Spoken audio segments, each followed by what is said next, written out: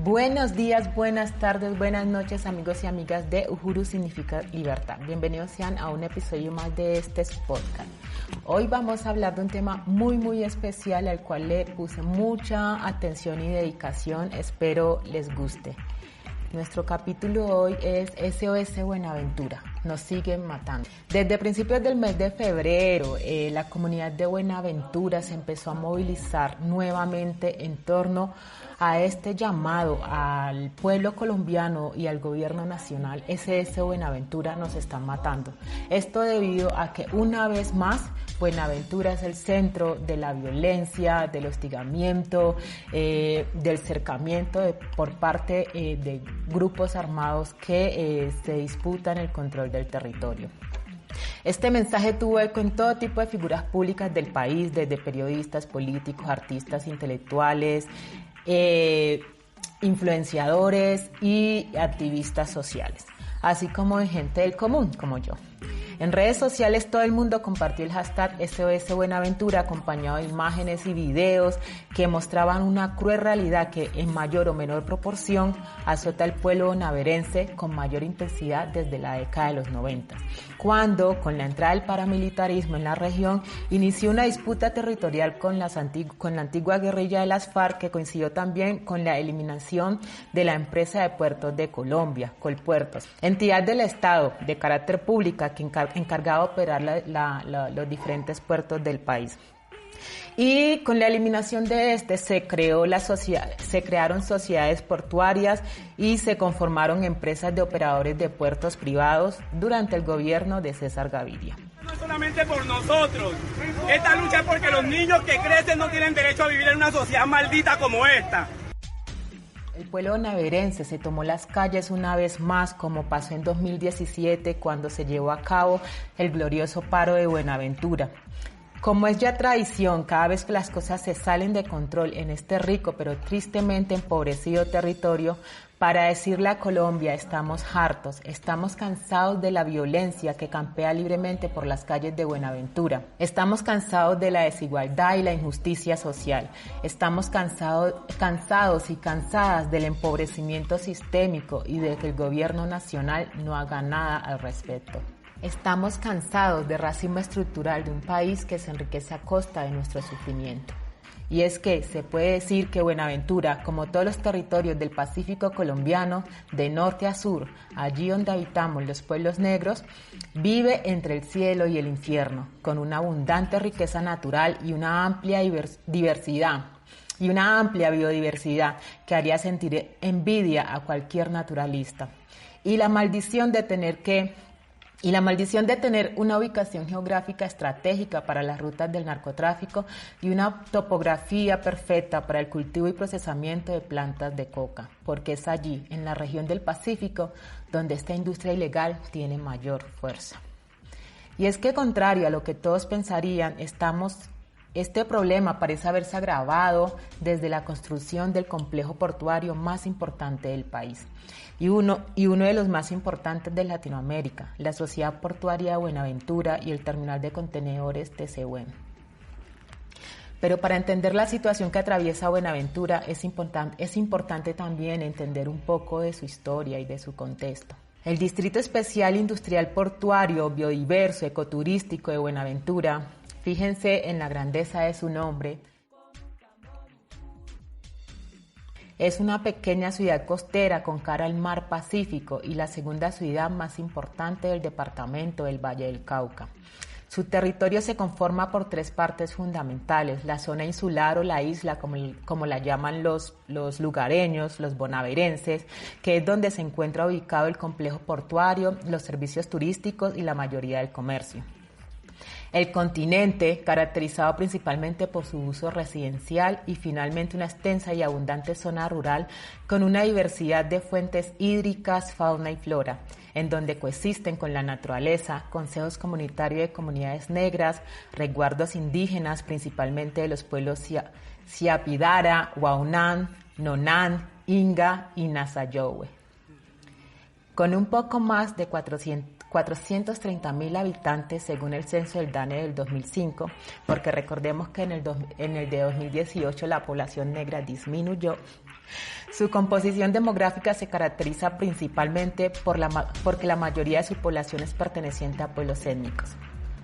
El 90% corresponde a comunidades negras, el 6% corresponde a pueblos indígenas de diferentes grupos étnicos, como ya vimos, y solo el 4% pertenece a población mestiza o colona.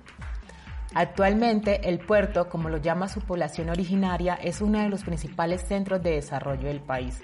La actividad económica generada alrededor de la sociedad portuaria genera miles de millones de pesos anuales para Colombia. Según datos del Banco de la República, en 2012, Buenaventura aportó 4.2 billones a la nación, de los cuales solo el 3% fueron destinados a la ciudad. Y he aquí otro detonante del conflicto en el territorio, y es que con la construcción del complejo portuario y a pesar de los miles de millones de pesos que el Estado invirtió en la adecuación de las vías e infraestructuras de Buenaventura, la situación, en vez de mejorar, parece haber empeorado para sus habitantes. Y es que tal vez usted no lo sepa, pero para la construcción del complejo portuario en la isla se desplazó a cientos de familias de sus comunidades, muchas de ellas asentadas generación tras generación en lugares que ellos habían construido con sus propias manos. Una porción de territorio que ellos le ganaron al mar, como ellos mismos dicen, en lo que se conoce como zona de bajamar, donde desarrollaban sus actividades de soberanía alimentaria, económicas y de libre esparcimiento, como la pesca, la extracción de piangua en esteros y manglares, y la reventa de artículos para el consumo y de su uso cotidiano. Actividades estas que se vieron interrumpidas por la llegada de la modernización a Buenaventura. Este proceso de modernización, que pasó primero por la privatización de todas las actividades del puerto y después por un salvaje proceso de gentrificación acompañado de desplazamiento intraurbano, que puso más muertos a las cifras ya existentes en el puerto, muertes violentas, dejó en los bonaerenses la idea inamovible de que el Estado colombiano no los protegía a ellos, sino a los intereses de las empresas multinacionales que llegaron a apropiarse del territorio. Desarraigo territorial y cultural, desplazamiento, muertes violentas, capitalismo puro y duro. Y es que a pesar de la opulencia general alrededor del puerto, la realidad para los bonaerenses dista mucho de lo que un observador distraído pudiera ver. Se podría decir hoy que en medio del conflicto subsisten dos Buenaventura's, la del puerto y la de la comunidad.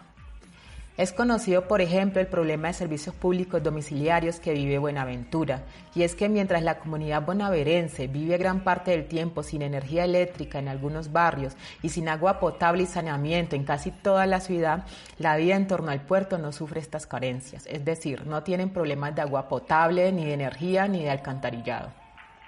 Esto a pesar de que gran parte de los empleados profesionales y técnicos de la sociedad portuaria ni son de Buenaventura ni viven en Buenaventura. La mayoría de estos se asientan en Cali. En este punto creo que hemos entendido que a Buenaventura no solo le atraviesa un conflicto, el de la violencia causada por el narcotráfico, sino dos, también el de la violencia causada por las desigualdades socioeconómicas. Aunque más bien podríamos decir que a Buenaventura le atraviesa un gran conflicto, el de lo justo y lo injusto. Y es que como ha acuñado el personero de Buenaventura, la oferta delincuencial es mucho más alta que la oferta laboral para los jóvenes de Buenaventura.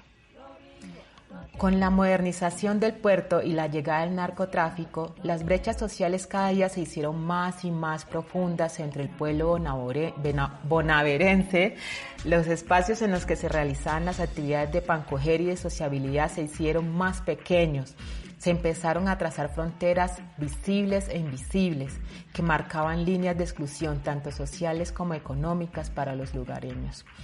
Muchos tuvieron que emigrar de la isla al continente y buscar nuevas actividades de subsistencia, vender su fuerza de trabajo en actividades no calificadas en el puerto a cambio de unos pocos pesos. Es decir, se volvieron extraños en su propio territorio y mientras tanto el puerto le empezó a generar mucha riqueza a sus dueños y a un país del cual pareciera Buenaventura no hace parte.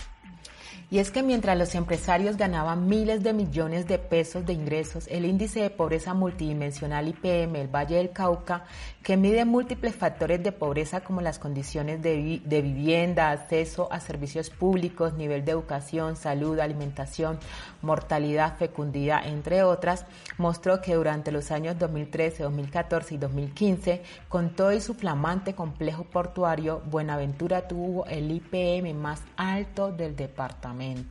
Además, en las mediciones desagregadas, en el porcentaje de personas pobres por municipio del departamento, en el mismo periodo, 2013, 2014 y 2015, adivinen quién se ganó la corona nuevamente. Obvio, Buenaventura. Buenaventura es el municipio del Valle del Cauca, donde según el IPM viven personas más pobres, con todo y complejo portuario. ¿No les parece esto asombroso? Debido a la industria marítima desarrollada en Buenaventura a través de la pesca y a la carga de mercancías, este territorio siempre ha sido un enclave importante para la cadena comercial que genera el narcotráfico. Pero con la transformación de la lucha antidroga en cooperación Colombia-Estados Unidos, también cambiaron las lógicas de relacionamiento entre estas estructuras y la sociedad.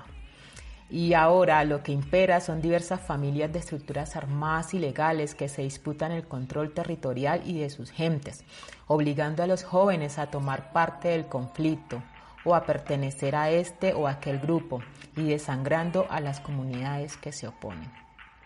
Buenaventura está en llamas prácticamente desde el surgimiento del paramilitarismo en Colombia y el gobierno central sigue haciéndose el de la vista gorda cuando diversos estudios de diversas fuentes demuestran la relación existente entre el surgimiento del paramilitarismo, el aumento de cultivos de hoja de coca y el aumento de la violencia en las regiones portuarias como Buenaventura y Urabá en la parte norte de Colombia. Pero el conflicto no solo ha afectado a la zona urbana. También la zona rural ha sido profundamente impactada con la presencia de grupos armados ilegales que llegaron también a disputarse el control de los ríos con la guerrilla y los cultivos de coca con los narcotraficantes que tenían presencia en el lugar.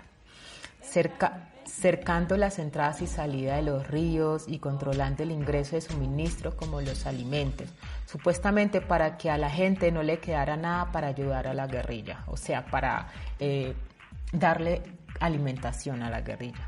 Fue una grave violación de derechos humanos que trajo como consecuencia varias masacres, desapariciones, asesinatos selectivos en diferentes ríos.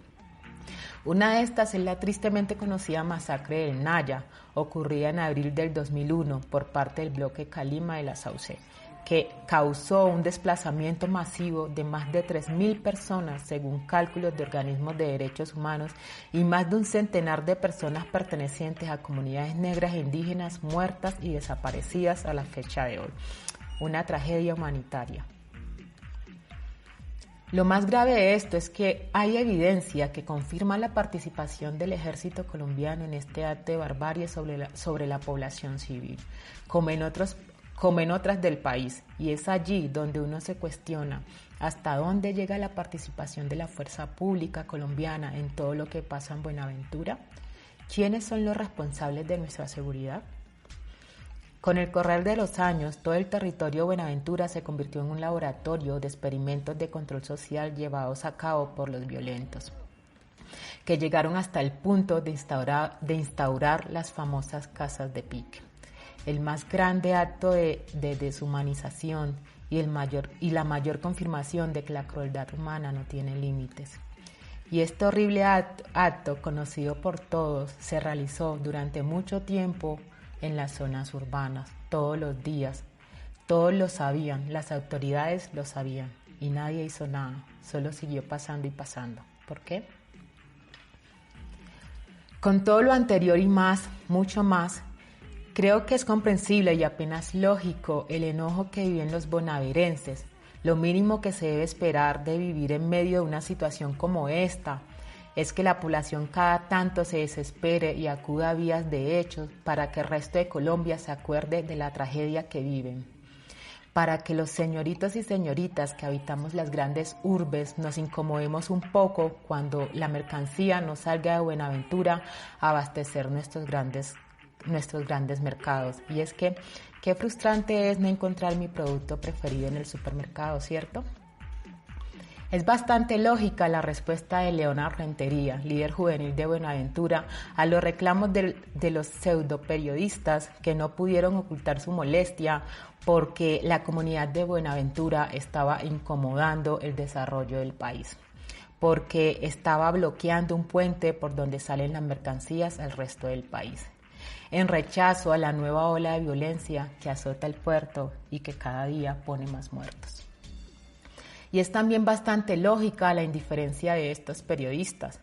¿Qué más le podemos pedir a una sociedad que es ciega y sorda ante sus problemas estructurales como la desigualdad social, el racismo estructural, o una sociedad que dice que el que es pobre es porque no se esfuerza, que los racistas somos los negros y que el conflicto en la Colombia profunda lo causan sus propios habitantes como si tuvieran opción de elegir?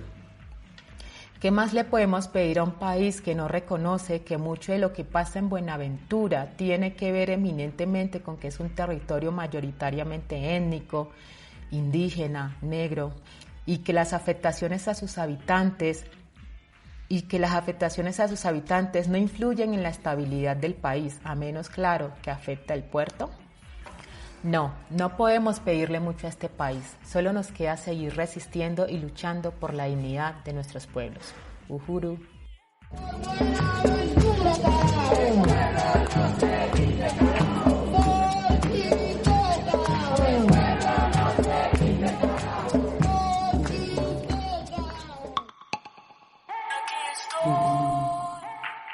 No olvides suscribirte a mi canal de YouTube, darle like a este video si te gustó y activar la campanita de notificaciones para que te enteres cada vez que subo nuevo contenido. También sígueme en todas mis redes sociales que aparecen aquí y háblale a tus amigos y amigas de este podcast. Uhuru, hermanos y hermanas, nos vemos la próxima.